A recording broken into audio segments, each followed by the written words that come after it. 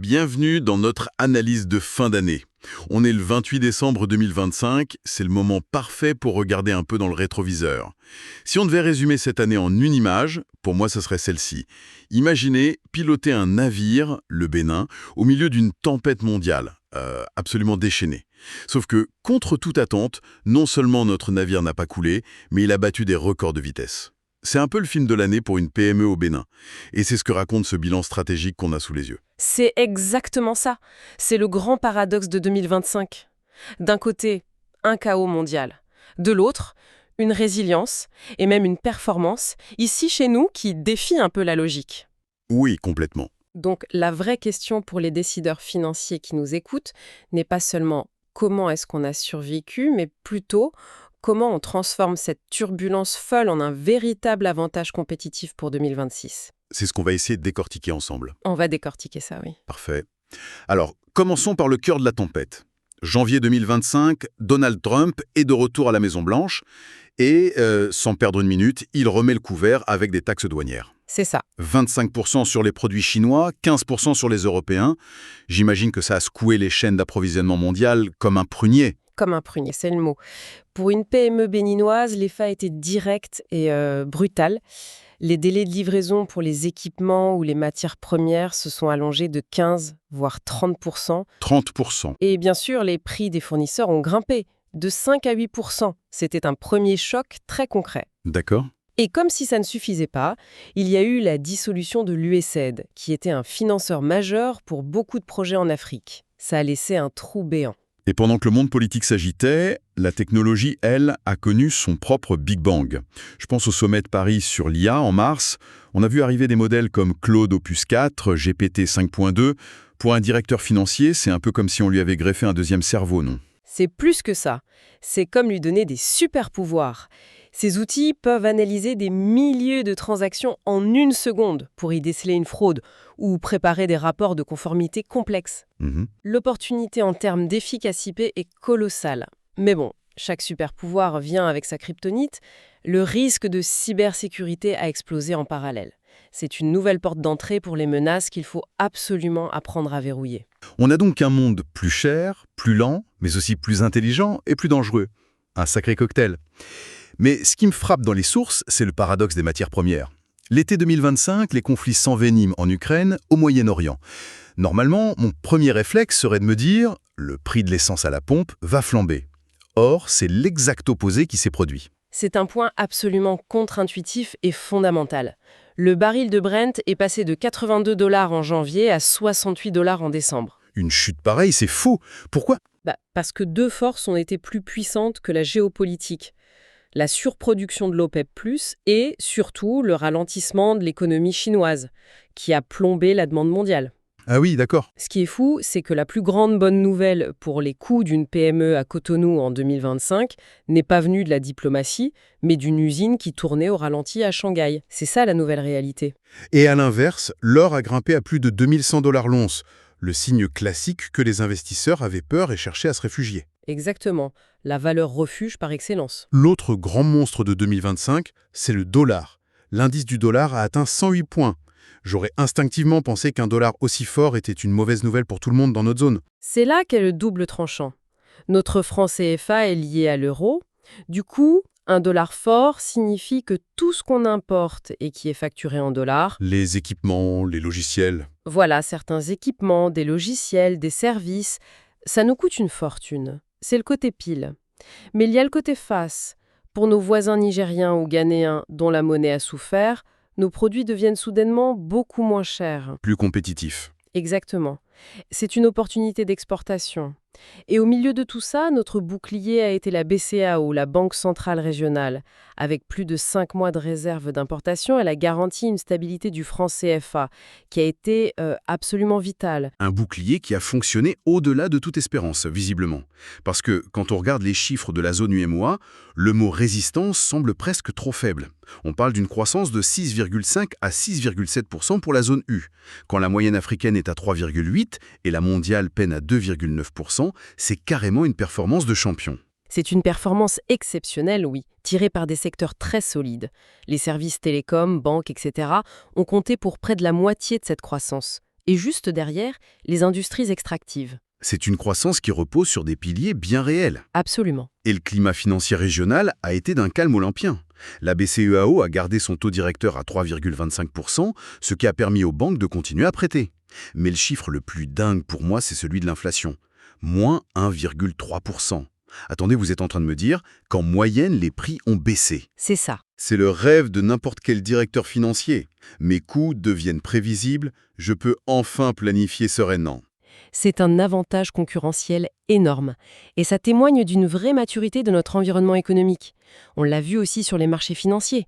La bourse régionale, la BRVM, a été stable. Mais le vrai signal, c'est le marché obligataire. 4,4 milliards de dollars y ont été levés. Ce qui est un record. C'est un record.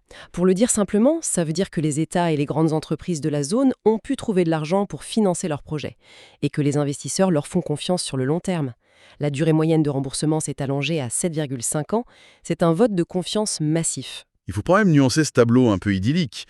La situation sécuritaire au Sahel, notamment au Mali, au Burkina Faso, reste une préoccupation majeure. On ne doit absolument pas l'ignorer. C'est un drame humain et un facteur d'instabilité. Mais d'un point de vue purement économique, cette situation a eu un effet de report inattendu. Les investissements, les flux commerciaux qui visaient traditionnellement ces zones se sont redirigés vers les pays côtiers jugés plus stables. Vers le Bénin notamment. Le Bénin, en particulier, a vu son rôle de hub logistique et commercial se renforcer considérablement. C'est une conséquence directe, même si elle est née d'un contexte tragique. Et ça nous amène au champion de cette résilience, le Bénin. Croissance de 7,5% en 2025. On est dans le trio de tête africain avec la Côte d'Ivoire et le Rwanda. Mais au-delà du chiffre, c'est la solidité mentale de l'économie qui est frappante. En décembre, le pays a connu une tentative de coup d'État. Ailleurs, ça aurait provoqué une panique financière, une fuite des capitaux. Ici, l'économie n'a même pas scié. C'est comme un boxeur qui encaisse un direct sans reculer d'un centimètre. La preuve la plus éclatante de cette résilience, c'est que quelques semaines à peine après cet événement, l'État a lancé un emprunt de 100 milliards de FCFA sur le marché régional. Et il a été sursouscrit. La demande était là. Les investisseurs n'ont pas eu peur. Et cette force, elle ne sort pas d'un chapeau. Elle a été construite brique par brique. D'abord par une discipline budgétaire de fer, avec un déficit maîtrisé et une dette publique qui recule. C'est la fondation. Mais cette résilience macroéconomique, est-ce qu'elle se traduit de la même manière pour l'artisan à Parakou que pour le grand importateur à Cotonou? Est-ce que tout le monde en profite? C'est une excellente question et c'est là que les autres briques deviennent importantes. La deuxième, c'est l'amélioration du climat des affaires. Quand on dématérialise 85% des démarches via un portail unique, comme Appia Bénin, on fait gagner un temps précieux à la très petite entreprise qui n'a pas les moyens d'avoir un service dédié à la paperasse. C'est clair. La troisième brique, ce sont les infrastructures. Le nouveau terminal à conteneurs de Vado Coco, qui réduit les temps de transit de 40%, ça bénéficie directement à l'importateur, mais aussi à tous ses clients en bout de chaîne. Et la dernière pièce du puzzle, ce sont ces fameux PPP, les partenariats publics-privés. Exactement. Des projets comme la centrale solaire de Pobé ou l'autoroute Cotonou-Porto Novo, l'État s'associe au privé pour les construire. Et là, les opportunités pour les PME sont très concrètes. Prenez l'autoroute Porto Novo. Une PME de BTP peut obtenir un contrat de sous-traitance pour un tronçon. Une petite entreprise de restauration peut décrocher le marché pour nourrir les ouvriers sur le chantier. Je vois. Et en plus, ces PME bénéficient d'avantages fiscaux, comme des exonérations de TVA sur les équipements qu'elles importent pour le projet. C'est comme ça que la croissance macroéconomique ruisselle vers l'économie réelle. D'accord, le tableau est clair. Une tempête mondiale, un bouclier régional solide et un champion national agile. Si je suis DAF d'une PME au Bénin, maintenant que j'ai compris le film de 2025, concrètement, qu'est-ce que je fais le lundi matin en arrivant au bureau pour préparer 2026? Commençons par ce dollar qui fait le yo-yo. Petit pour ça, comme les contrats à terme ou forwards. C'est très simple, c'est une police d'assurance. Si je sais que je dois payer 100 000 $ à un fournisseur dans 6 mois, je peux aller voir ma banque aujourd'hui et fixer le taux de change maintenant. Ah, d'accord. Je bloque le taux. Quoi qu'il arrive au dollar d'ici là, mon prix est bloqué. Je supprime l'incertitude et je protège mes marges. Je peux donc dormir la nuit au lieu de regarder les cours des devises. Compris. Deuxième sujet, l'IA. On a dit que c'était un super pouvoir. Mais soyons honnêtes, pour une PME qui gère sa trésorerie au jour le jour, est-ce que ce n'est pas un gadget de luxe pour l'instant? Une distraction? C'est justement là que la perception doit changer. Il y a 5 ans, peut-être. Aujourd'hui, ce n'est plus un gadget, c'est un outil de survie. Et il est devenu très accessible. On parle de solutions SaaS, des logiciels en ligne qui coûtent entre 50 000 et 200 000 FCFA par mois. Ce n'est pas inaccessible. Non. Et pour ce prix, on automatise la saisie des factures, les rapprochements bancaires. Les entreprises qui ont franchi le pas parlent de gains d'efficacité de 40 à 60%.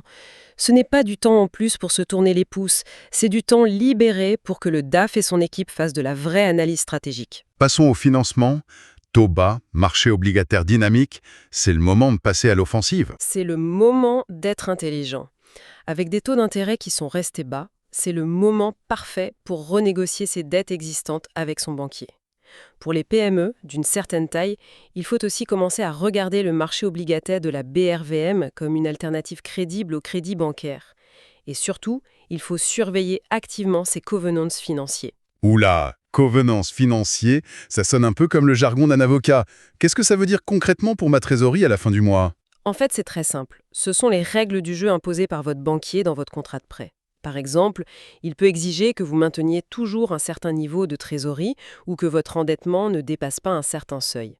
Les ignorer, c'est risquer le carton rouge. La banque peut exiger le remboursement immédiat du prêt.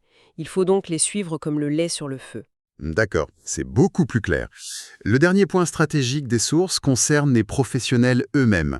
Il y est dit que l'avenir appartient aux leaders financiers qui construisent leur marque personnelle. Ça veut dire que le DAF n'est plus seulement le roi des tableurs Excel, il doit devenir une sorte d'influenceur. C'est un peu ça. L'idée est que l'expertise technique ne suffit plus. Il faut la faire reconnaître. Ça passe par des certifications internationales, comme le CFA ou l'ACCA, qui sont un gage de compétences aux standards mondiaux, mais ça passe aussi par la prise de parole. Publier des analyses sur LinkedIn, intervenir dans des conférences, s'impliquer dans les associations professionnelles. Le DAF de 2026 n'est plus seulement celui qui présente les chiffres, c'est celui qui raconte l'histoire derrière les chiffres et qui pèse sur la stratégie de l'entreprise. Sa voix doit porter. En résumé, donc 2025 a été l'année où il fallait être un excellent navigateur. Elle a prouvé que pour les entreprises agiles et bien préparées au Bénin, la tempête mondiale n'était pas une fatalité mais un courant porteur. Absolument. Les opportunités pour 2026 sont limpides. Il s'agit de maîtriser ses outils financiers régionaux, d'intégrer l'IA pour devenir plus productif, de gérer ses risques de manière professionnelle et de se brancher sur les grands projets d'infrastructure qui redessinent le pays. La stabilité de la zone et les réformes nationales ont ouvert une fenêtre d'opportunité qui est, je le pense, historique. C'est une conclusion parfaite. Presque. J'aimerais laisser une dernière pensée à méditer. Ce rapport insiste, à juste titre, sur l'adoption de l'IA. Mais à mesure que tout le monde va s'équiper de ces outils, le véritable avantage concurrentiel ne viendra plus de leur utilisation, mais de notre capacité, en tant qu'humains, à remettre en question leurs conclusions, à utiliser notre jugement. Alors, voici la question pour l'année à venir. Quelle est la seule décision stratégique, au sein de votre entreprise, que vous ne délégueriez jamais à un algorithme aussi puissant soit-il? Mesdames et messieurs, nous voici à la fin de ce podcast. Je vous remercie pour votre aimable attention. Je m'appelle Admir Plussieux, je suis auditeur comptable et financier et également analyste économique. Je vous produis chaque semaine du contenu autour de l'actualité finance dans le cercle UEMOA et surtout au Bénin. Je vous invite à liker, partager, commenter et surtout vous abonner. Ce podcast est alimenté par Notebook LM. N'hésitez pas à me faire des retours sur la qualité du contenu proposé. Je vous invite à cliquer sur le lien dans ma bio ou dans le commentaire pour voir l'intégralité de mon article disponible sur Medium et sur LinkedIn. Je vous remercie et à la semaine prochaine.